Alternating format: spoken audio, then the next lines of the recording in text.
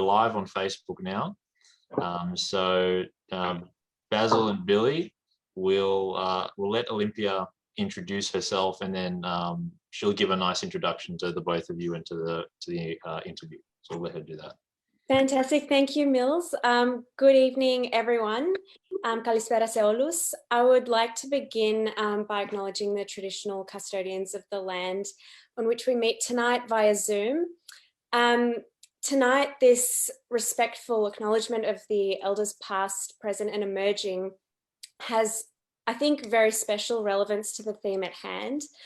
As a grandchild of Greek migrants, I'm aware how much of the Hellenic patrimony is fragile. It's bound up with the knowledge and experience of people who are now old.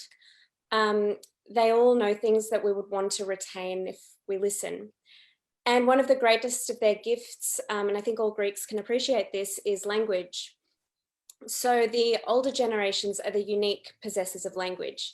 And this is exactly what we'll be looking at tonight, where people of a certain village are still in touch with the idioms that they grew up with. They aren't just able to speak of a culture, but to speak through the culture, almost from within it, and in a sense to embody that very culture.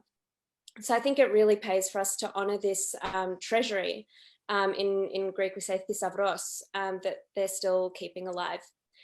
So my name is Olympia, and I'm absolutely thrilled to be co-hosting this interview tonight with the Pallaconian Youth President Miltiadis Fekopoulos, and thrilled to welcome our two guests, Basil Genimahaliotis and Billy Cotsis, who will be discussing their careers in international documentary filmmaking, with a particular focus on their work related to the Greek people, Greko of southern Italy, Magna Graecia.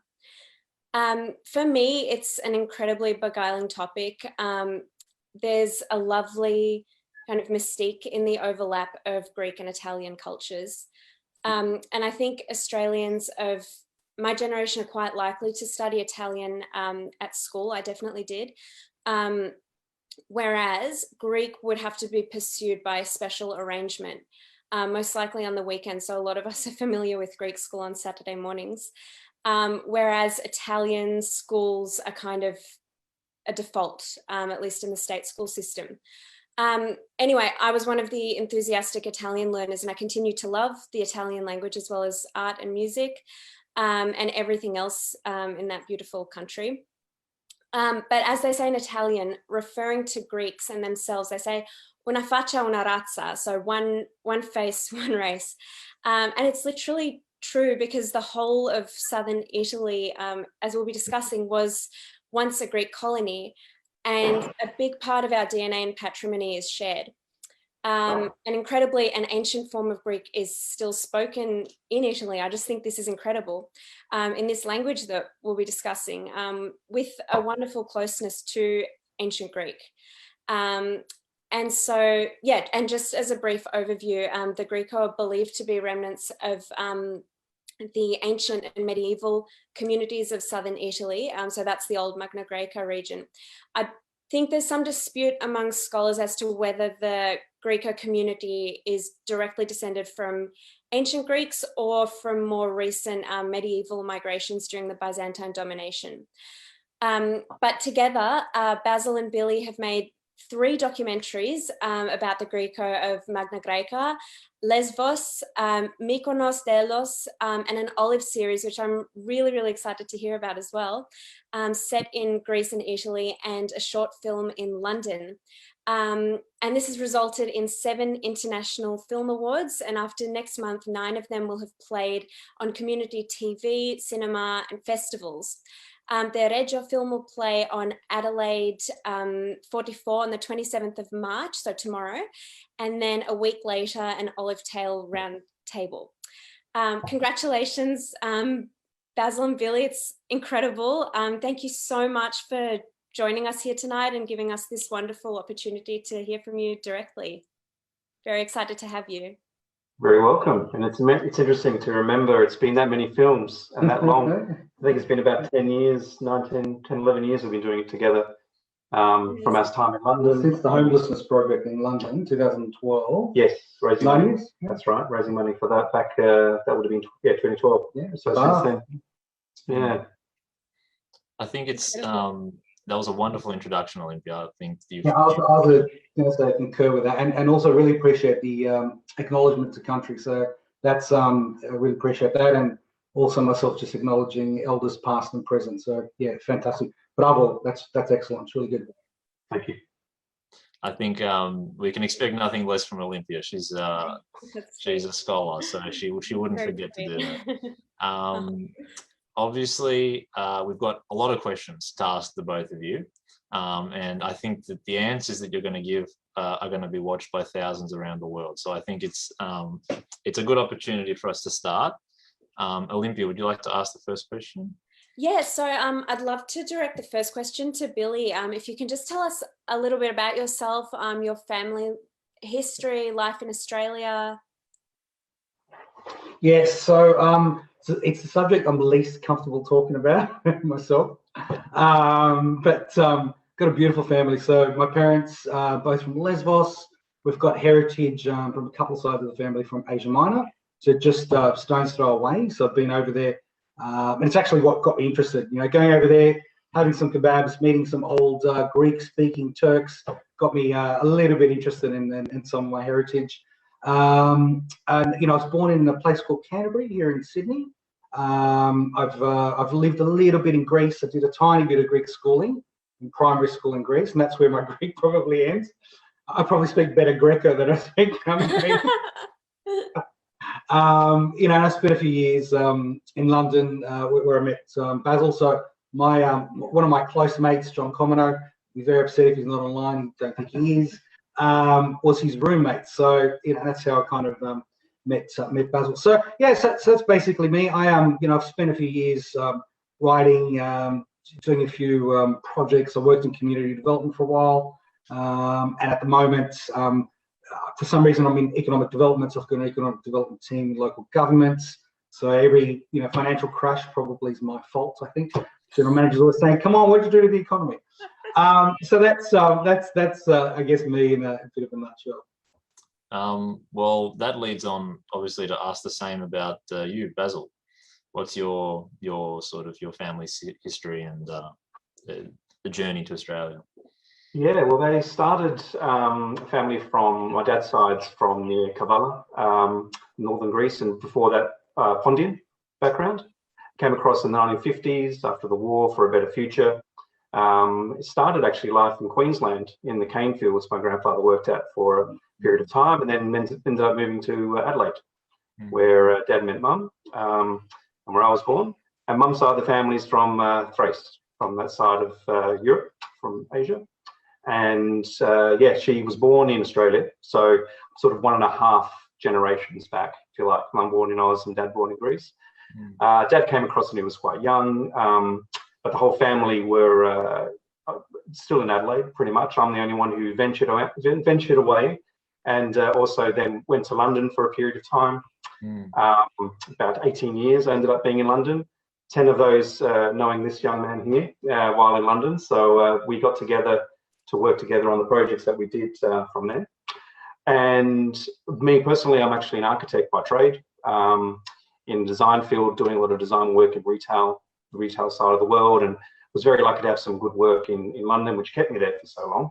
But the filmmaking side of life was always part of my world in the UK. So did a lot of smaller marketing videos on the side and kept myself and my creative thoughts in terms of film sort of orientated that way as a side business. So meeting Billy was like a perfect opportunity to sort of further expand on that going forward, and which led to the films that we have. Yeah. And he lived right next door to the big Greek Orthodox Church in London, so Hagia Sophia. So he was the guy ringing the bell from his bedroom. You can just put his hand out. I've been woken up every morning by that bell, not ringing it. You get home at 5 a.m. and 7 a.m. you're in church. But I'm just saying. So a lot of it is there. Straight from out to church, straight away on the way home. Exactly. Yeah. That would have been an absolutely beautiful sound. Yeah, I mean, we're here in Melbourne and generally in Australia, we unfortunately don't get to hear that often, but they're beautiful symbols of our culture. Just that little sound and even the smell of a church. It's so meaningful. Yeah. It was like an extension of the church. You know, it's got the choir in the background. It's, you know, the only thing missing was the priest coming up there. They're giving you bread. You know, so make some commission from. You know, and actually, it's a great spot. I think one year I invited a couple of friends to come to the church, and I think we ended up with 20 or 30 people just coming into your house. Just, you know, come to Basil's and then we'll go to church. Missed opportunity for some takers at the door. Basically, I should have made some cash out of it. Great spot.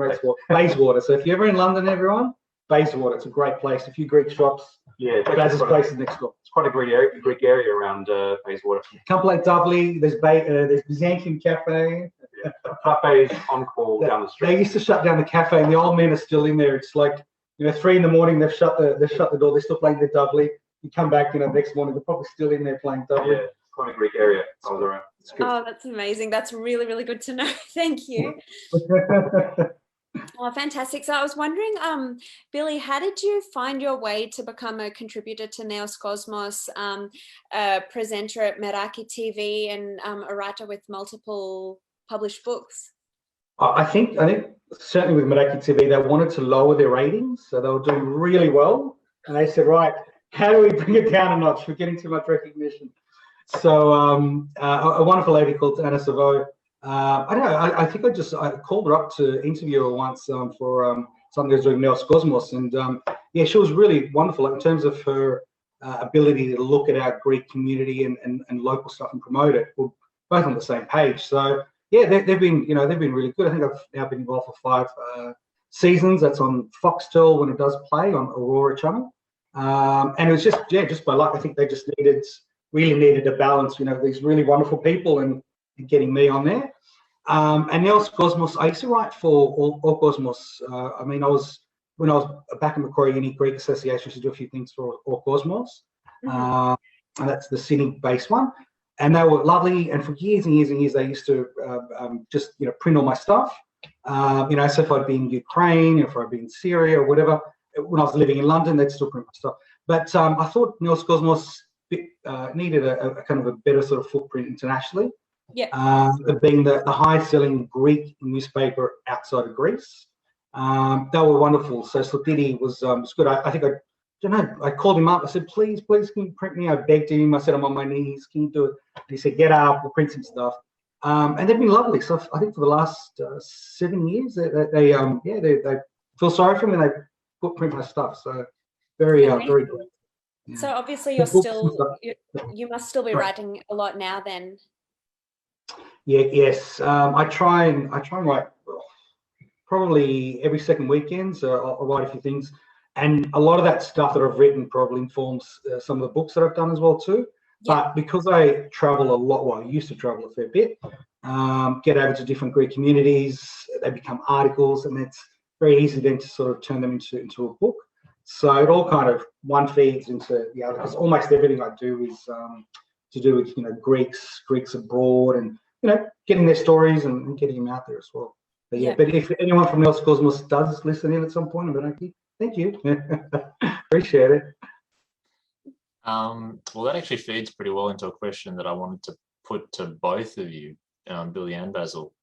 So how did that feed into your passions in film and documentary making? So how did you move into that? For me, it really began, I've always had an interest, and I sort of chose the architecture path as my career path, but I always had a real interest in telling stories, in presenting information in different ways, which is what film does. And I suppose the way I got into it, when I first got to London around 2003, 2004, bought an expensive camera and decided to do a lot of work for free. So I'd actually put myself out there and say, do you need a marketing film done? I'll do it for free. I did that many times for about 3 or 4 years, actually, to the point where I got a decent portfolio drawn up. And then I had my first paying job, and that led to another paying job. Then I managed to get a job which started to travel with the work as well. So it just slowly grew, but a lot of work for free, which I'd recommend anyone to do who's interested. It's just the way you have to do it. And that led to, further opportunities. Traveled a fair bit for the films I was doing for different people. So it got me to go to Switzerland and Basil, Switzerland. Basel. I actually did go to Basel in Switzerland. Yes, Billy's got a good memory. It's a very confusing time in Basel. Basel. Basil in Basil. A lot of conversations went circular, went around in circles. No, from there, and then sort of wanting to make larger films a little bit more storytelling, because the marketing films were good in their own rights, and we'd go to exhibitions and car shows and the such. But I mean, it was good timing meeting Billy and having his passion for wanting to do more of the more exploring of topics. And the first one with Lesvos is particularly, which is a special place. Lesvos? No, Bromance. No, not Bromance. The London short film. We did a London short film, which was a story, but the documentary side. Oh yeah, Lesvos was so. But that was more of that documentary making was really really interesting. And to Billy's point, also we did do a story that Billy had written, produced, did the hair and makeup for, everything. He did, and it was Brutus versus Caesar. That's in South London. How did I forget? Which was that cast of about 15, I think we had. My whole street from London. So it was quite a big production we put forward, and that was the first time we sort of worked together as producing one. Actually, no, the Homelessness video was the one before. That was the second film we did. So the first one we did was for the homeless situation in Greece. Yeah. If you want to explain that one, first video. So you don't want to, you do all the editing and stuff? No. Just to make the point, I mean, I don't do much at these things. I just hang out. So Baz does all the work. And you mentioned the Lesvos one. It was my mate, mate of ours called Sally, also known as Mitsos. We're Lesvos. It's my hometown. Having a bit of fun. But you do all the work. And I think at one point we abandoned him in a state-of-the-art museum, and the lady was giving you all this information for 2 hours. Baz just wondering what the hell's going on, and I think Sally and I must have gone to the beach and come back or something. So that particular one, I recorded maybe 3 hours of footage, which 15 seconds got into the actual film. So they wouldn't let him go. It's like it's 40 degrees out there. It's like we've got 5 minutes. We've driven all this way. It's a big island, Lesvos. I really want to go to the beach, and also we had other interviews at Edessor, which is where the home of Sapphois, the lesbian festival, women's festival. It's going to be exciting. And poor Baz is stuck there. Filming. I've got hard drives full of footage if anyone ever wants to see it one day.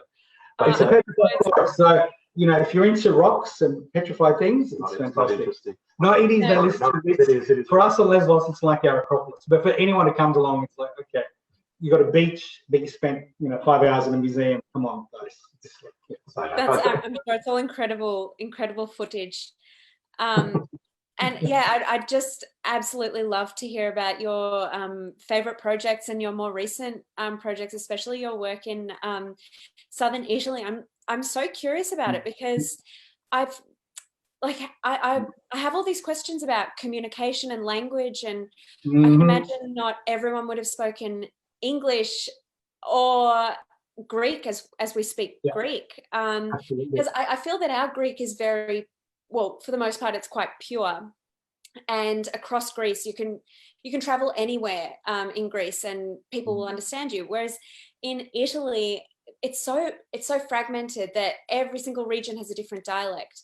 So I wonder how much you had to get into philology in your project in southern Italy, and how much of the language you learned, and I'm so curious about that. So so last year would have been back in Italy, would have been my third trip there.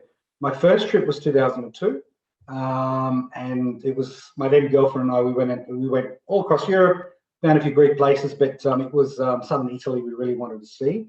And I think the fact is no one speaks English in some of these villages. Oh, sorry, I lie. I shouldn't say no one.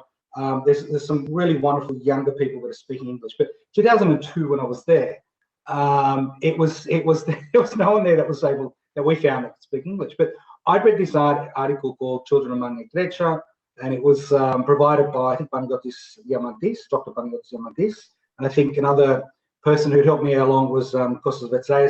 They give me all this information, all these people we read about. We turned up to this place called Bova Marina, and we're asking people in Greek and in English, and I think we tried the phrase book back then, 2002, in Italian. We're looking for these people. As soon as we mention these names, that somebody said, sit down, sit, don't. Within about 15 minutes, all these people in this article, just one by one, Dr. Filippo Violi, Carmelo Nucera, they all came and found us. Carmelo, beautiful man. He was mayor of one of those villages, I think Vua at some point. Can't speak English, can't speak modern Greek, and he adopted us. His Greko isn't the best either, so he's Greko, but it's not as strong as some of the others. But he adopted us for a few days, and you meet people. There was a guy called Antonio, about my age, a bit younger. He could speak a little bit of modern Greek, a little bit of he could speak Greko. He could speak a little bit of English. We could speak a little bit of Italian. A whole night of being plied with alcohol and sitting down with this guy. It was hilarious, and just one mix up after the other, just trying to work out what the hell. But it was beautiful. That was the whole trip, right? But we got to you get to some of the villages, and you get to meet some of the older men, which there was a lot of them that we came across. And then at one point, you've got people saying to you, "Signomi," or "Please wait," saying in the Greko, "Your Greek, I can't understand you." And it's like, oh, someone's saying to me, they can't understand my Greek. It's like, wow, this is, I got it to my parents. Someone's actually, and it was, they had trouble with our Greek and vice versa. But the more you're there, you pick up, you can understand a lot of the words. And going back to what you said in terms of, is it, are these people, have they been there for 2,800 years from the first colonies? Look, they've been topped up over the centuries, because you had 1453. Greeks were coming from over the centuries. They'd come to places in southern Italy because it was all Greek. It was all you could trade, you can make money. It was a safe haven for a lot of old Greek colonies in the Mediterranean. So when Malta fell, it was a Byzantine outpost. When Tunisia, northern Africa fell, a lot of them came up to southern Italy, Marseille, Niki, all those places, Corsica, Sardinia. So when those places one by one stop being Greek, a lot of them come across to southern Italy, and they bring their dialect with them. The Greeks that came from the Byzantine Empire, they certainly brought their level of Greek, and and Greeks continued to come up until the 1700s, 1600s. So you've got kind of, and bearing in mind that the people who are the experts in this, we met Maria Olympia, and there's a few others who are linguists who could probably explain it a lot better. But there's just there's a continuation of the language, but it's been topped up by words and by some of the Italian words as well too. So one thing I found through all the people that we met during our filming was the enthusiasm for keeping the language going, and the raw passion of the people. There's a lot of pride about the association with the Greek side of life, and we saw many Greek flags next to the Italian flags in Italy, which was quite a sight. Not only that, but also just hearing the Greko being spoken, which I could pick up just a few words every once in a while because there is some crossover. It was fascinating to see that cross of cultures, but also just the pride that people have in these tiny remote villages, these areas which sort of putting themselves on the map a little bit, and they really had sense of pride was overwhelming. I could tell. Definitely. That's amazing. And so when you're there, do you feel in a sense that you're more in Greece or more in Italy, or it's a perfect balance, or something entirely new? Or well, how did you feel? Yeah, it's fun. It's a really good question. It's wait, have you been to Greece? Many times. Most of them were here, actually. Yeah, it was an interesting feeling because it did feel Italian until probably people started talking, and then you hear the Greek accent kick in. But is that in Calabria or in Apulia? The two regions. Probably more in Calabria. The further south you get, the more it becomes Greek in that respect. Yeah. And then we went to a couple of restaurants, and you'd notice the menus are written in Greek, and you'd see some Greek dishes in there. So that would sort of start to filter through as well. In those moments, I felt like there was the Greek side. But then as soon as you leave, when you're going down the street, you see the Italianness kick in again. So it was only when you focused on the detail, I think you started to feel the Greek side coming in those areas. Yeah, I concur with that. In Apulia, and you went there when I met Dr. Manuela Pellegrini. I think I mispronounced her name. Some of the others, because I think you left after the second or third day. But But some of the towns that you go to in Puglia, it's they're beautiful. I guess the stone kind of dwellings that you see, very Italian. But in Calabria, and it's very flat in Puglia, right? It's very flat. So you go from, if it says, there's 10, 13 Griko, so Griko villages, Griko. You can get there. They're all in a very easy area to traverse. Drive your car, you're there. If it says 10 minutes, you're there in 10 minutes. You get lost. You say to someone, Italian, can you show us the way? They'll actually drive you, and you follow them, and it's perfect. I do that a few times. Yeah. They really are quite personal. Yeah. But Calabria is different. Yeah. 100%. We don't have. But, Italians have got it. The Greko have got it. But in Calabria, you're going up and down mountains. There's a really crazy national highway as well. But we was very lucky that we met Maria Olympia. We met so the Squillaci family are very well known. Maria Olympia as a younger person. She got married a couple of years ago, and she's just doing wonders. Linking in with all the Greko.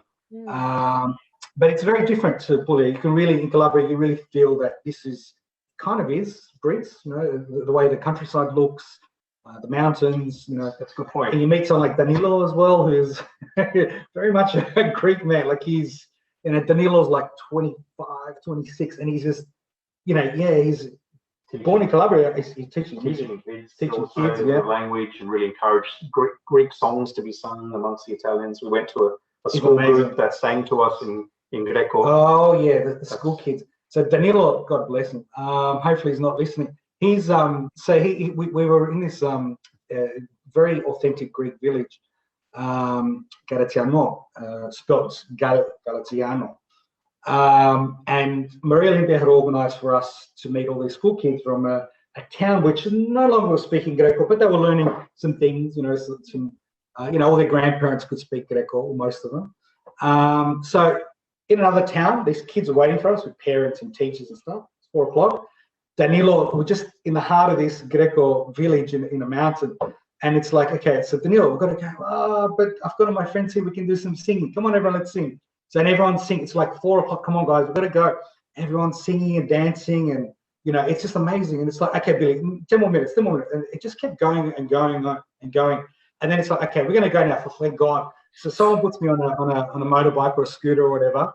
And I thought, great, we're going to go to the car, we'll get out of the village. And then it's to another place where they all turn up again with Danilo, and they start singing and dancing again. And it's like, hey, Greko time, Greek, it's all good, it's fine, it's fine. These poor kids are waiting for us in another town. But that's, it's just that typical, it's very, it's that Greek spirit that, it's like, we're here, things will happen. Just it's reminiscent of what I see on Lesvos and other places I've been to. Same attitudes. It's it's amazing. To your point, the landscape as well. The further south you go, that hilliness and the rockiness of Greece, mainland Greece, you see that in southern Italy as well. So there was a nice connection there, and the way the villages are sort of just nestled into the hills. It's very reminiscent of some of the Greek towns I've seen, and the way they look as well too. Like some of the men especially, they just, it's like, well, I mean. Yeah, if I'm not on my island, it's like I'm looking at someone from Crete. I mean, Danilo, it's got that real Cretan look about him. It's great.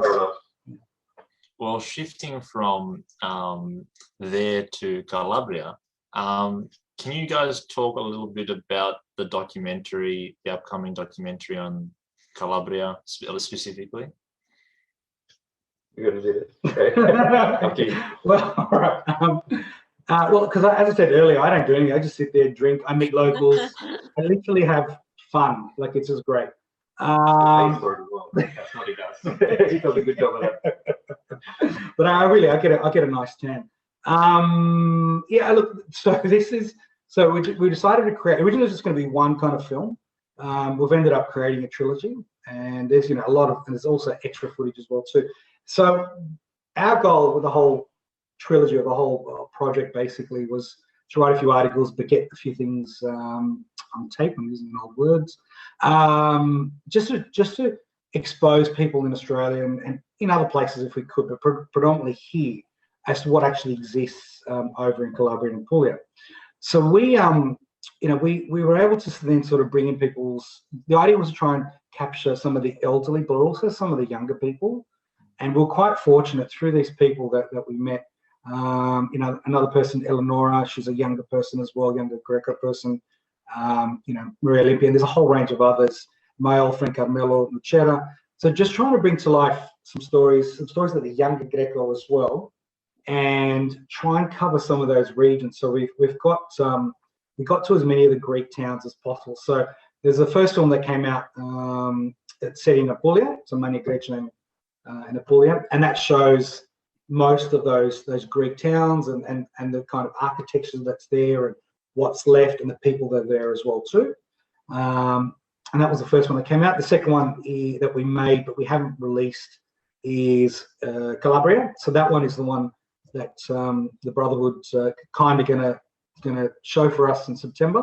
That's a really good film because it showcases pretty much the essence of what Calabria is, what's left. You know, a lot of people thought that the language was dead a while back. Not true. You know, I saw it with my own eyes in 2002.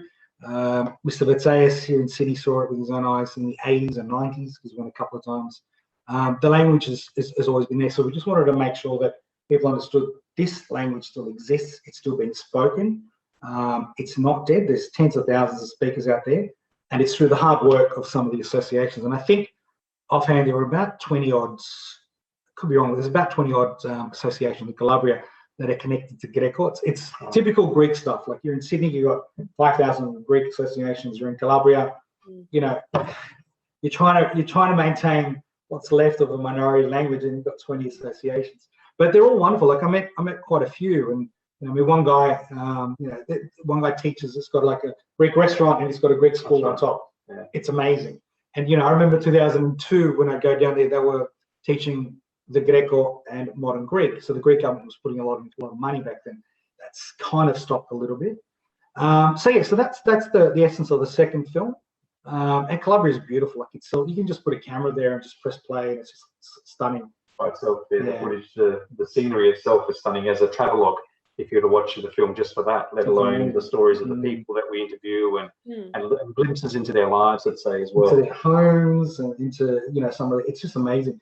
And you know, we got lucky in that Maria Olympia especially, she took time out. She, you know, drove us around. In Apulia, we had a friend of mine that I met before this project, Ida Zerva. So she comes and works in Greece every year, and you know, she's got heritage from both sides, Greek from Greece and Italian. So quite lucky, you know. And Ida would cook us a 10-course meal every night. I was skinnier before I went. No, seriously, I was. You just see some pictures. And then, yeah, our third film is set in Reggio. So it's the Reggio part is interesting. Probably not as good as Calabria, but it is interesting in that you know, we meet a Greek Orthodox priest. So for the first time in centuries, maybe I'm stretching that a little bit, but since the closure of the Greek Orthodox churches and the monasteries, and I think the last monastery closed towards the end of the 1600s, but before that, the Catholic Church had 1 minute you're Greek Orthodox, Byzantine kind of rites, I think, and then the next minute it's all Catholic. So they've taken all that away. So that was the beginning of the end. That was about 400 or 500 years ago. So we talk about 1821. If you look at Italy, it was all Greek. Southern Italy, it was all Greek. And then there was changes in that. You know, we lost the churches. We lost the ability to speak in that language at a church level, and then that just kind of, you know, cascaded into other issues where the languages started dropping off. So you could have gone to Reggio 300 years ago, 200 years ago, and everyone's probably speaking Greko. You go to Reggio now, and you've only got a few neighbourhoods that speak it. So we captured a bit of that. Meeting a Greek Orthodox priest, absolutely amazing. He is Greko. He's from there, and he decided, you know what, I'm not going to be Catholic because I'm Greek. So he became a Greek Orthodox priest, and he's an academic, fantastic, wonderful sort of guy. You know, and in Reggio, Carmelo Lucero's got my old friend, has got his association there, and you know, we met a few people. We met a beautiful poetess, wonderful, beautiful lady who used to be from a village called Rogudi. Rogudi, up until the 1970s, mid-70s, was a standalone village on a river, which became a dry riverbank. and there was a landslide, and the whole of Wudi was an authentic Greko village. No one else, no other language was spoken. I mean, they speak Italian, or Calabrian, but Greko, everyone was Greko. So there was a landslide, and they moved people to different villages. A couple of villages were set up near Wudi. But we met her, and she showed us some of the work that some of the academics had done. Academics would come when she was a kid. They'd come and stay at her house. Academics from Germany and from all over Europe would be fascinated about this language called Greko and the Greeks that are still there. So I guess that's the essence of some of these films. The Reggio one is covering most of the people in Reggio that we came across, and parts of Calabria, because Calabria is beautiful. Reggio is all right, but Calabria needed to be thrown in. You can tell our favourite. Yeah, it sounds incredibly picturesque, as is, let alone the wonderful people who inhabit it and have, from what I've gathered, such a generosity of spirit, and that sense of philotimo is shared both between Greece and Italy. So I can imagine that it's just multiplied in these beautiful villages. I was wondering if it would be possible to share the trailer for that documentary here. Yes. Maybe if we could do it live. I don't. Would you, Olympia? Do you have the link to that? I think I sent it to you. Yes, you do. I think you sent it before, but I might have to. Well, whilst you find that, just quickly, Billy and Basil, are there any unannounced sort of projects that you have in mind? Any future ideas that you're working on? You haven't announced anything to me, so I. You're first right here, right now. There's a handful. Billy's the one who instigates, let's just say. He comes with the ideas, but we've got anything. Well, the most important one is finding that low-fat feta. So we're working on that tonight. That's our project. Okay. Low-fat feta. It's going to revolutionary. Well with me. So just to let you know, you're working on a project called Techno. Oh, is that right? Is that what I'm doing? Oh, okay. So Techno from Mykonos. So we have talked about this. So you'll be working on that. We've got, there's a couple of projects in the pipeline. One, so it's a film about a dear friend of mine who was the king of Mykonos, passed away. Guy called Techno Manos. So here in Sydney, he's like the king of Brighton, king of Mykonos, absolute legend of a guy. 23 straight summers in Mykonos, Party Central. He'd be dancing as an entertainer in the bars, the beach bars. And I was lucky enough to meet him at the time, and he became quite a feature of the Mykonos documentary we did. Became quite a star of the show, and since has passed away. Yeah. So Billy's So we'll be doing that one. But I've got we're trying to work on feature film in London. So Once Upon a Time, Crystal Palace. So if we're lucky enough to get that off the ground, because that was 2 books back for me. Right, yep. So if that works, then hopefully the idea is to kind of leverage that. If anybody wants to invest, it's going to lose money. Here's your opportunity. But we're trying to, it's going to lose money. Try and leverage that to make 1453. So I've been working on that for decades, and I think I'm only 18 years old, so decades is not. For pretty much my whole life, I've just been looking and scouting around locations, but we want to make 1453, so that's the baby steps. So then there's a book that'll come out at the end of the year that's set in 1800s Greece and Europe. There's a twist. It's got something to do with the marbles, probably the best way to look at it. It's action, comedy, drama, and horror because I'm writing it. So that's it. Well, I mean, in terms of these ideas, any way that our organisation can help you promote these or share these, we'll do it. So you let us know, and we'll be more than happy. It'll be our pleasure to share those. Yeah, it's another reason I love working with the associations and brotherhoods. So, I link in with mine, the Mytileneans. God bless them, beautiful people. They helped sponsor the Lesvos documentary. They did actually, yes, absolutely. And whilst we're at it, and hopefully my cousin from MJ Chickens might eventually see this. So thanks for all your support in Happy New South Wales and a couple of others out there. brilliant people. This is now a sponsored. Sorry. Yeah, no. Credits across the bottom. I was going to wear like an M&J Chickens kind of shirt or a Bulldogs jersey for a sponsor, but you know, and that's the thing too. Actually, this is the thing, right? So I mean, you know, it's still fund all of it, but getting to some of these places, if you don't get that support, it's not just, you know, the monetary, forget the monetary side of things, but it's that buy-in, that support that you get, you know, and you know, having someone like a HEPA, for example, it's great. You know, it's interested from an academic viewpoint. It really is good. So they're, you know, and as you know, without them, those connections doesn't really work sometimes. With the trailer you're about to share, it's, yeah, you'll probably hear the singing as well too. So it's yeah, I mean the woman is singing, the poetess. She's so beautiful. She's since passed away, unfortunately. Oh, yeah, such a beautiful tribute to her. Yeah, and she is like, if you know, I got to meet her just once, and you know, one of the you know, going back, the idea was to go back, see people like her again, but her especially. And I met her son. Her son is just, he's great. Like it's almost like being in Greece with that guy.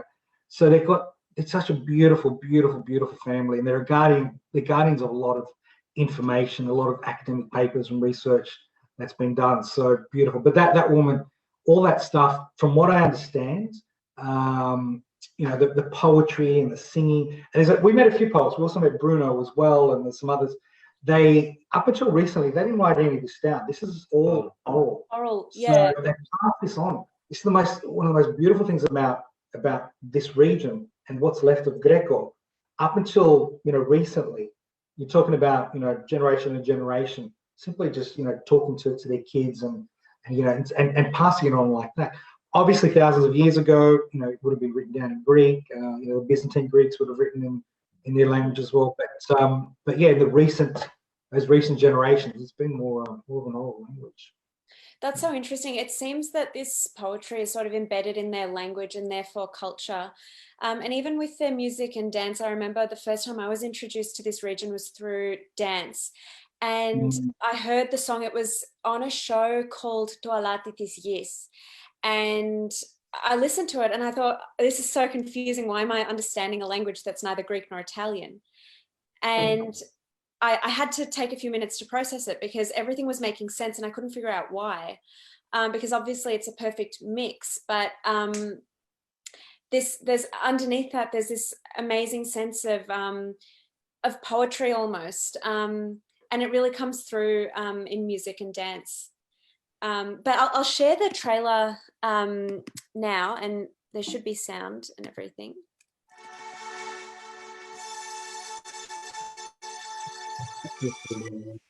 That's lovely. Ιστορία, και ό,τι άνθρωπο, πώς αυτό το ξέρετε. Είναι το χωρίο. Κάθε μέρα και περάνει με την κράτα πρέπει να πω. Greko, there is a very ancient language spoken in southern Calabria. We actually want it to be a language that lives, that is still spoken in the valleys of Calabria.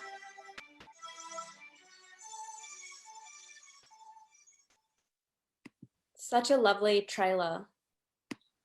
Yeah, so my apologies. Sorry, I thought we were going to share the Reggio one. The Reggio is the one with the song with the poetess singing. But that's a lovely one, and that's and actually the music on that one is from George Ellis, who is the guy that did the music for the Olympics here in Sydney and Athens as well too. But yeah, I mean, and you see in that trailer, you've got a mixture of, you know, older people and younger people, and that's the beauty, and that it just demonstrates that continuation of language, of culture. That's it's still there, and as Baz mentioned, Danilo, we didn't want to use the clips of too many kids, but you know, Danilo said to me, you know, said, listen, see this kid here, I teach him a word or two every single day, and I'm going to keep doing that. And then he shows me another kid. It's like this kid has been speaking Greko through his grandparents. You know, missed the parents, but you know the kid's learning. So it's there, it's alive, and they're going to keep pushing it. It needs a lot of. I mean, look, there's wonderful people there, and I remember Eleonora said to me, they don't want to be a sideshow. They don't want to be there for tourists. You know, come look at me, have your picture taken, like, go to Las Vegas and to have your picture with Elvis or something. They need a lot of, they need the awareness, but they also need other support. So, whether it's, supporting some of their workshops and seminars, whether it's sharing some of their stories, talking about them, visiting them in a constructive way. Like, if it's just, drive through and have that picture taken, it doesn't really help them as much. And there's artists there, people selling their products. There's a group from Adelaide that Emmanuel and Chris and a few others are putting together, where they want to try and support, I think, one of the schools and do something in Apulia. And the idea was to go over as a group and see what we can do to help them. So that it's part of, hopefully that comes through a little bit with some of our work and some of my articles as well. That it's not just about it's not just Greek Reporter will share 5 paragraphs about look, there's all these Greeks in southern Italy, they've been dancing, fantastic. But there's no takeaway messages. So we want as many people to understand who is there, maybe even learn part of the language. It's a beautiful language. Look at other ways they can support and help. Because if they were to disappear, and they won't. I mean, you look at Squillacis, you look at them, they're not going to disappear. And Manuela, people like that. But if they did disappear, that's living history. They're ancient. These are like ancient Greek statues coming to life. Yeah. And I was wondering on that, because obviously a lot of the people that you'd need to talk to learn would be the elderly. And if you ever felt perhaps that there was any risk that you were approaching them as though they were relics, or I can understand that, of course, they'd naturally have this, like I said before, generosity of spirit. They'd be so happy that you're there and they'd obviously welcome you. But I was wondering if there were any sort of cultural difficulties in approaching them. No. They were approachable. Yeah, again, from the pride of what they had to say to foreigners coming to talk to them. Actually, they were a bit pissed off at one point. So every time we'd say to them, "Oh, look, we've got to go," their mood would be like, "What? No."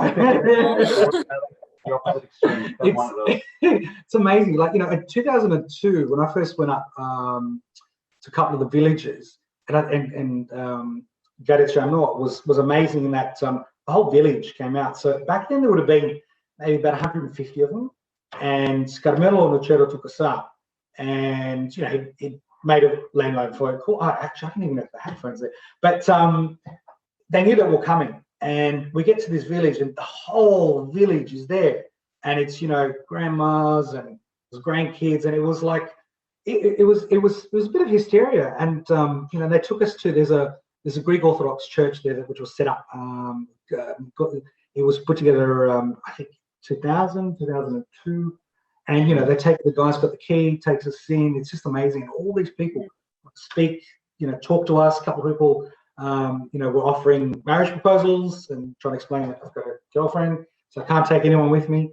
But it's just that, it's just amazing. And you're speaking to all those elderly people in that village at that time. They all wanted to talk and share their stories. Not all of them want to be on camera, but most people were really good. If you go to someone's house, they're just so warm and lovely. It's just amazing. And you missed the last couple of people we met in Apulia as well. Ida and I would go to someone's house, and again, they just these people. They just stay. We want to tell you a story. Stay with us as long as you want. Other people have said to me, "Come and stay with me. I've got a house in Rome. Next time you're in Italy, if you don't want to go to Calabria, you come to Rome." What can you say? And these are elderly people, beautiful people. Elders are amazing. That's true. This leads really well into a question that I've got actually for the both of you, which is obviously we are the Pallaconian, organized brotherhood. We represent, or at least we seek to represent all Greeks, but obviously our origins lie in the region of Laconia in Greece, and their descendants here in Australia. Would both of you be interested one day in putting your skills and your passion towards some sort of project in Laconia? Because you've mentioned geography, culture, language, all of these different things. I think there's such a unique element also in Laconia as well, especially in Mani, and the history there is so rich, and especially with the Epanastasi and the Spartan colonies in southern Italy as well, like Taras, Tarento is a Spartan colony. Right. I'd love if both of you, I'll encourage you to, it's a question, but now I'm also encouraging you to do a project there. What do you think about that? Well, he's the skillful one. Like I said, man, my stuff's easy. I just talk to people, hang out, have fun. Just to clarify, I can point a camera and put a film together, but what I'm doing and what message I'm putting out, it's directed from Billy. So you need us. He's just to promote Billy a little bit. His enthusiasm for Greek culture and history is bar none, I may say. So whatever project you've got, make sure he's involved. Number one. No, but I mean, for me, that's something which I'm always enthusiastic about, because I like, firstly, telling a story, telling a narrative, but also then promoting things which are real and exist in the world that people aren't aware of. Little snippets of history, like you're talking about your region, and what we've done with our films is just giving a glimpse into a look into certain worlds that you're not otherwise open to, and hopefully sort of lets people then take it, if they've got that interest and we've sparked something, for them to go on and want to learn more. So to give that little initial push in the right direction is something I'm always really enthusiastic for. So especially when it comes to the pride that people have towards their history, like it sounds for yourself as well. And I'd add to, I'm always interested in Greek projects. So I've got a list of things that need to be done over the next 10 years, and then I stop from it all. And one of the things I wanted to shoot, I was going to go over to, hopefully no one from the Turkish government is online, but I was going to go over to my papa's village in Eyvali, which I was there the year before, and then from there go to probably Imbros or one of those places. I just wanted to shoot the large amount of Greeks. So I'm always interested in our culture, with areas around Laconia and the Peloponneso. I've got a fascination with Mistral and Basia and those sorts of places, and money's amazing, obviously. But those sorts of medieval Greek history where, Constantinople was at its, it was coming to an end, it was struggling, and then here you are in the heart of the Peloponnese, and you've got these towns that are thriving and bustling, and they're wealthy, and there's artists, and there's culture, and it's amazing. And I think a lot more people, and the 29th of May, you've got the bells ringing in Mr. Monombasi, I think, as well too. A lot of my generation probably know a little bit about it, but I think the ones after me don't know enough unless they're from the Peloponnese. So I'd love to be able to push and shoot and tell the stories down there of some of and there's so much history. Where do you start? They're things that I'm fascinated with. Well, that is the best news that I've heard all day. The fact that both of you are interested in this means everything to us. Unfortunately, Zoom has given us a 1-hour limit for the interview, so we've got only a few minutes left. So on our end, we are going to share as much of your story and this interview as we can to the far corners of the earth, if possible. But I'd like to thank you, Billy, and Basil so much for coming and being interviewed tonight. I know that sometimes it can be a stretch, but I'm glad that you came along, and I think both of you have a story that needs to be shared. So we're proud to be able to do that. Thank you, because you pushed us into doing this. So no, that's great. So really appreciate your interest and setting it up as well too. And to Andrew, who's somewhere there in the background, and Olympia as well too. Thank you very much. And also too, I mean, the one thing is, we're at a particular age. Doesn't look at it, I'm about 100 and something.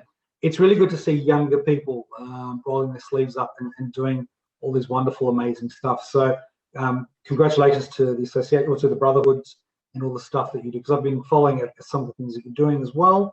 So bravo, that's it's fantastic. And we've got such a beautiful culture. We've got to protect it as much as possible. But and as you can see from us protecting what's left of other places, some of the places I've been to, Syria, Beirut, Alexandria, the Greeks are amazing.